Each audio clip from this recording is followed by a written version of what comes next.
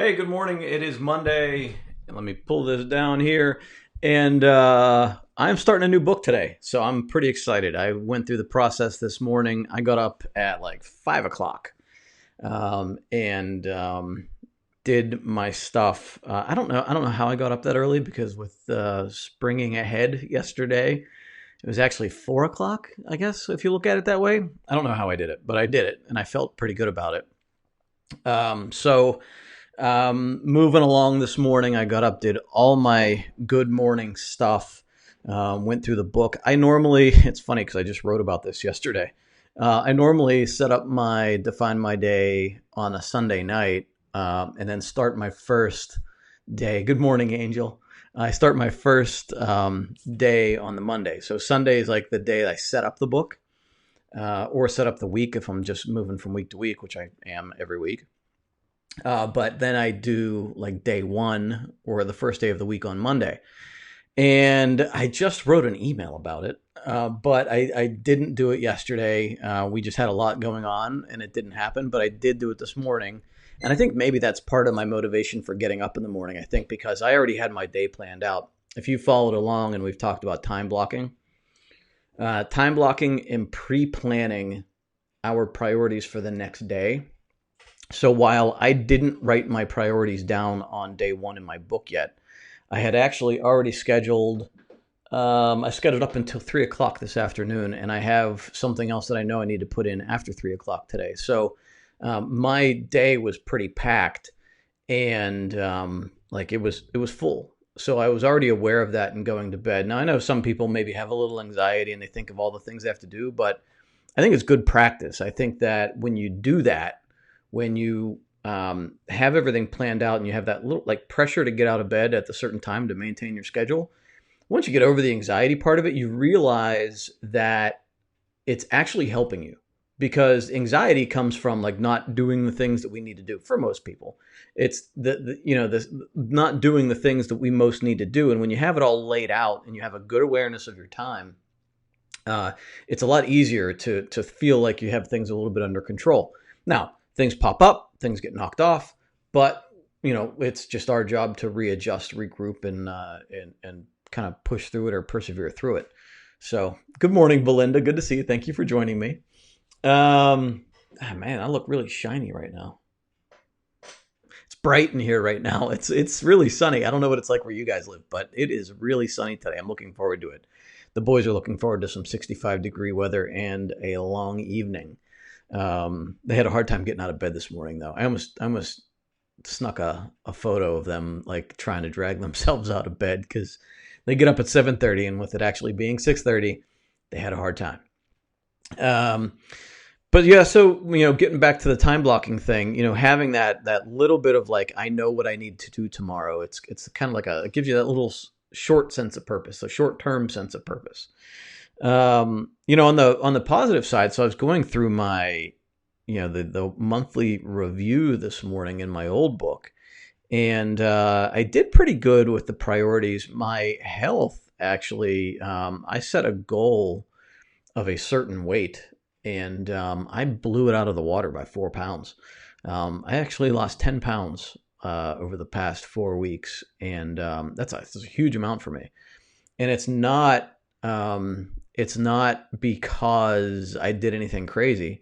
I committed, and this is how I go about it, right? I don't count calories. I've gone through, using containers. I've gone through portion control. I've gone through counting calories.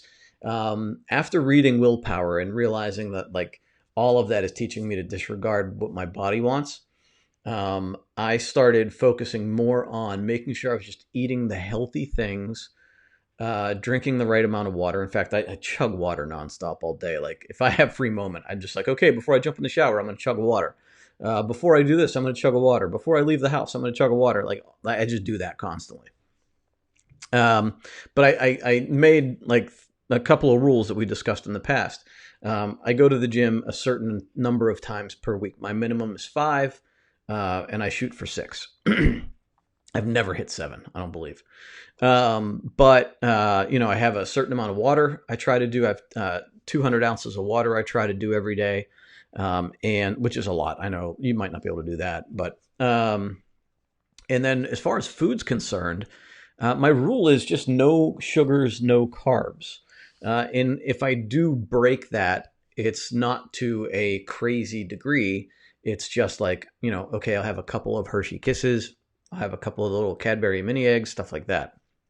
I allowed myself one time out to grab a beer or two during the week, and it worked out incredibly well. I am where I am, and I'm not hungry every day. I'm eating, as far as the food's concerned, what I'm doing there is filling up on vegetables. So if I am hungry, I will microwave a bag of mixed vegetables or a bag of broccoli, and I'll eat the whole thing. And they even have like these super protein or protein bags that come with like beans and quinoa and kale and all this other stuff mixed together you can buy in your freezer. I make that my meal. So for lunch, I think they're like $3 a bag or something like that. They're 300 calories a bag, and that'll be my entire lunch. And it actually is a really good, satisfying meal. Making sure I'm getting at least 2 fruits in per day, stuff like that.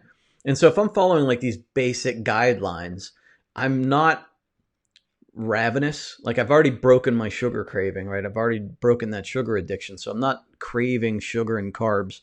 And I'm not dying for a gigantic piece of meat on my plate because I'm filling up on the vegetables. And the one key thing that I think that might be working here is that they say that when you're like just craving food, it's your body craving nutrients. And if you're just stuffing unhealthy food in your body's not getting those nutrients. So it's still telling you, I'm still hungry. I need nutrients. And so when you start overloading on vegetables, you're giving your body all of those nutrients and your body's going, okay, we're cool. And so that's kind of how I'm looking at it right now. I'm thinking that maybe what's working. Certainly can't say it's going to be something good for you, but for me, it's actually working really well. I'm pretty happy with where I'm at right now. Can always get better, but I'm pretty happy where I'm at. It doesn't feel, I'm not suffering through it, I think is the main thing, because any diet I've ever done, I've suffered through it. Any kind of program I've suffered through. So this doesn't feel like suffering. For the most part, business goals are pretty good. There are a couple things I missed, and mainly just due to unforeseen circumstances. So, we're just redoing it. Like the podcast has fallen off, which is a big priority for me. We need to get that back up and running. Still trying to decide if I'm just going to start uploading it daily, just doing these videos daily so somebody can listen to them, or if I'm only going to do like a once or twice a week long one. We'll see. And again, I'd love your feedback on that. Like, would it help you to have it on the podcast to listen to it? That's my main concern, right? So if my people like you guys are going to be, can't make the video, don't want to sit here and watch me talking on the video, would you like to hear it on a podcast app for like a quick 10, 15 minute, 20 minute podcast on the daily? If that's the case, if enough people say, yeah, that's what we want, I'm not going to like overproduce it. I'm probably going to do like a quick intro that we'll just have every single time. We'll go into the podcast, say goodbye, and that's it. It won't even be like, hey, this is the podcast. Like, I think it's just going to be something quick and easy so I can upload it and get it done. If you guys want that, let me know, and I will certainly do what I got to do to get it out there to you. But for this week, I'm excited for this week. We have a lot going on, a lot of business, a lot of personal stuff going on. We're going to be hitting it pretty hard. Got some exciting stuff going on in the business side of things, so we're happy about that. I'm looking forward to it. I hope everybody is doing well. I hope I saw somebody else is starting a new Define My Day today. I hope that goes well for you. I know you have a lot going on that's going to be going into that book. I think it's going to be an eventful couple of weeks for you. Same for me, I hope. So let's get to it. It's almost 9:30. Time to start the day, although it's been started for me for a while.